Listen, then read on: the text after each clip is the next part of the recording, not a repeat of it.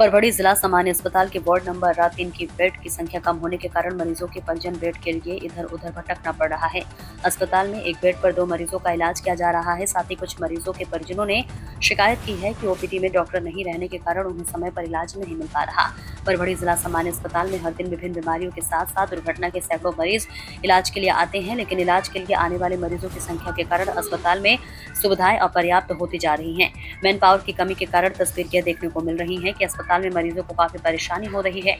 Ward number 3 में मरीजों के लिए बेड नहीं होने के कारण मरीजों को जमीन पर लिटाकर इलाज किया जा रहा है। मरीजों के परिजनों को खुद ही मरीजों के लिए झाड़ू लगाना पड़ रहा है और अस्पताल के ओपीडी में मरीजों की संख्या अचानक बढ़ जाने के कारण मरीजों को जमीन पर इलाज करने की नौबत आ गई है। अस्पताल प्रशासन को एक बेड पर दो मरीज को रखने की नौबत आ गई है। साथ ही कुछ मरीजों के परिजनों ने अस्पताल प्रशासन पर गुस्सा जाहिर करते हुए आरोप लगाया कि यहाँ पर समय पर डॉक्टर नहीं रहते और इलाज में देरी हो रही है।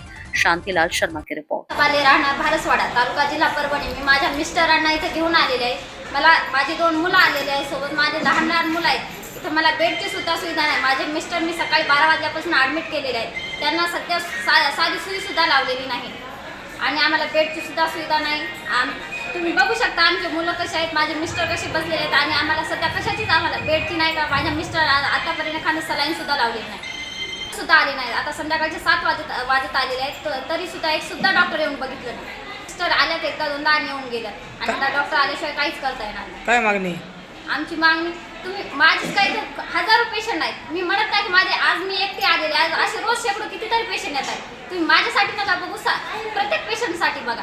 कारण मी आज येऊन जाईल, उद्या दुसरा पेशंट येत आहे। तुम्ही सगळ्या पेशंटसाठी बघा, कारण दवाखाना सगळ्यांसाठी ना, तर तुम्ही सगळ्यांसाठीच बघा, माझ्या एकटीसाठी नका बघू। कारण लाखो पेशंट आहेत इथं बसून, कोणालाही आतापर्यंत मी जशी आली तसं आता एका माणसाला फक्त सलाईन लावली, जशी आली तसं एकाही व्यक्तीला सलाईन नाही का एखाद्या डॉक्टर सुद्धा येऊन गेलेले नाही।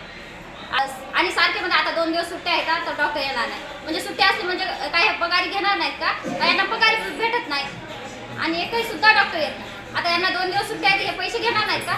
काही सुट्ट्याचे पैसे घेत नाहीत। या सिस्टर असो का डॉक्टर असो, आणि गरीब लोक असंच मारायचं का? मग आम्ही जायचं कुठं गरिबांनी? आज हे माझे लहान 2 मुलं आहेत, मी त्यांना घेऊन आलेली, नेमकं मी करायचं काय? हे असं खाली लोळतायत लेकरं, म्हणजे नवऱ्यासोबत लेकरांना पण ॲडमिट करायचं का?